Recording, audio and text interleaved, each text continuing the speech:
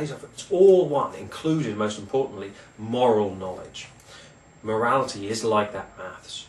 And what Pythagoras was showing us with his theorems was that it doesn't matter how a triangle is represented in matter in this world, there somehow exists behind it a truth.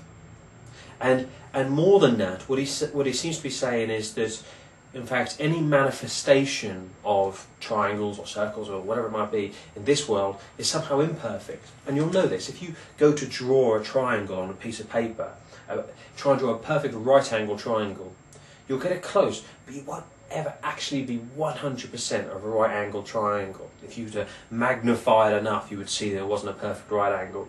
And this seems to also be what Plato's talking about. He seems to be saying that this world of matter is full of imperfect examples of truth, imperfect examples of triangles, but also imperfect examples of justice, imperfect examples of love.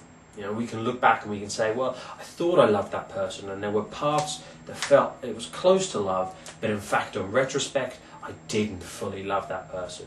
Or I wanted to act from the good, I wanted to act in a good way, in a moral way, and I came close but not quite.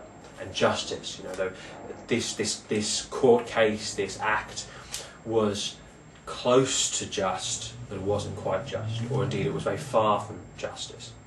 And this seems to be what Plato's saying. So he seems to want to say that there is truth, there is a perfect form of truth, there is a perfect form of everything, a perfect form of a right-angle triangle, a perfect form of the good, a perfect form of chairs and tables, of everything, and that's how we know it. But that exists in a world behind our world, a world transcendent from our world, like a sort of a heaven, if as it were. And so any manifestation we see here on earth is an imperfect form of that. And what that means is that for Plato, the philosophers are the most important people, because they have to sort of, through their mind's eye, through their mind, they have to try and get in contact with that other transcendent and heavenly world, and kind of forget about this sort of imperfect world. Plato famously has an allegory of the cave, which we're going to talk about in the next couple of lessons, and he uses this to try and depict what he means by knowledge, and this philosophical journey that people must go through if they are to know the truth.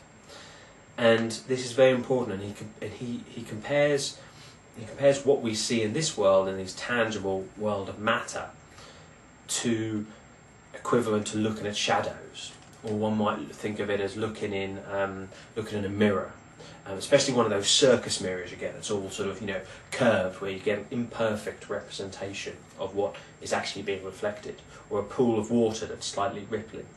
You might look at it and see yourself, but it's not quite yourself, and it's an imperfect form. That form is below the matter form, but Plato is saying there's also a form above that, a perfect form, a perfect representation of a human. Okay, so what I'm going to do is, the next couple of lessons, next 3 lessons, are short videos I found on YouTube that other people have put together, which are their interpretation, their modern day interpretation of Plato's allegory of the cave. I want you to watch these, and I want you to watch them because I think it's important to get slightly different takes on it, on what's actually being said.